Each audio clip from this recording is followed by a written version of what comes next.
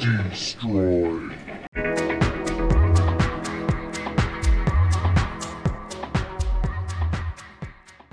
So, if you've been tuning in with me this week, then you've been clued in to all the beautiful, gorgeous, heart-opening, healing aspects that we've been having.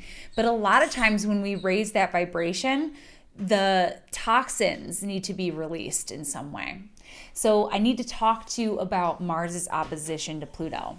This is very often a venomous, bilous, eruptive transit that can often coincide with violence.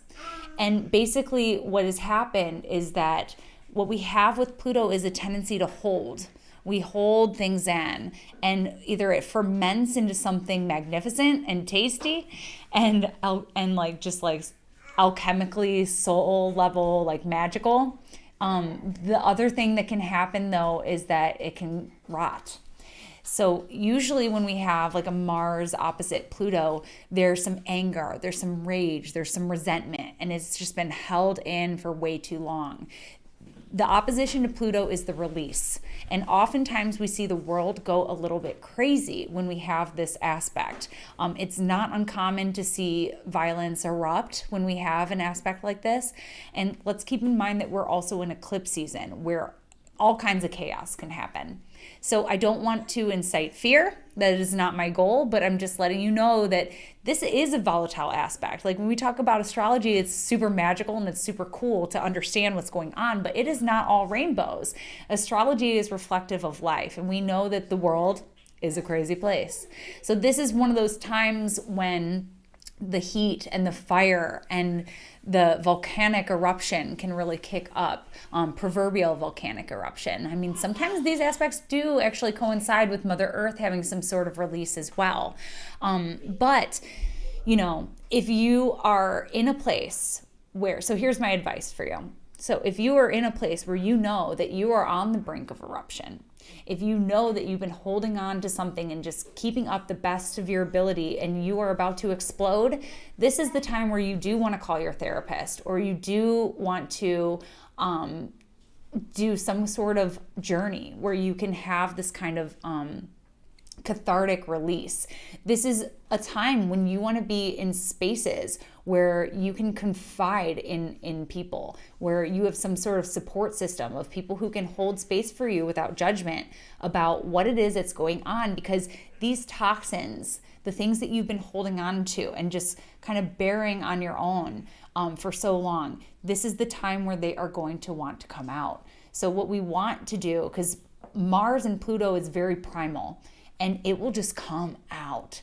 And so if you can be in control of how the boil bursts, so to speak, then that is your best bet. That is what you want to do, because otherwise just the rage can just take over with an aspect like this.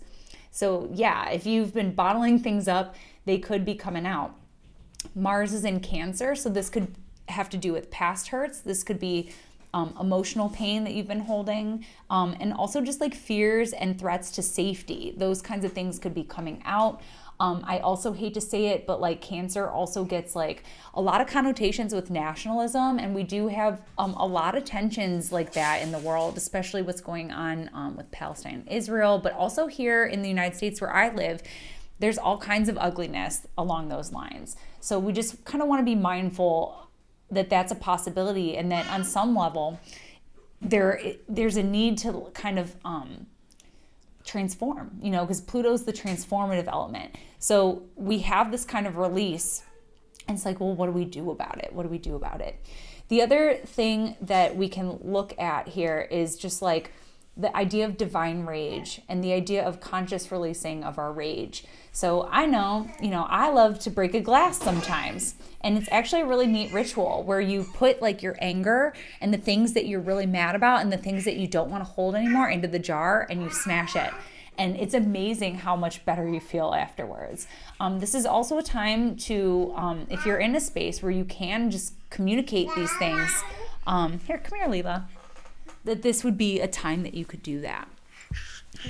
So yeah, that is your Mars opposite Pluto astrology shot of the day. And just be aware that people are just going to be a little more fiery. People are going to be a little angrier. People are just going to have a shorter fuse this week. So just keep that in mind.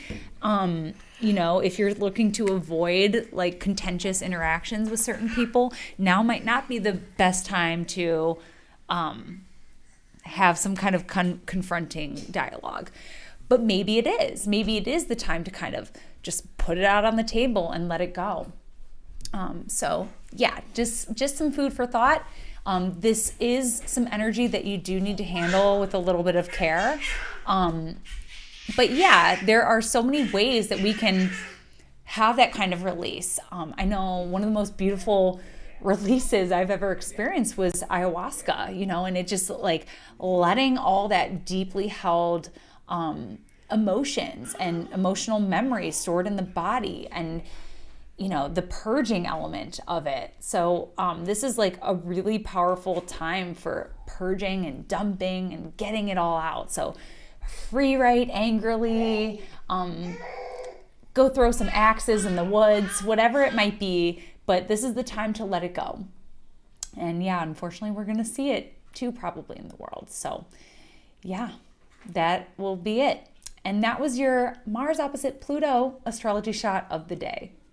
Thanks so much for joining me today. For more astrology in your world, you can connect with me on Instagram or Twitter or Patreon at AstroCatherine. You can book your reading with me at my website, and I look forward to connecting with you.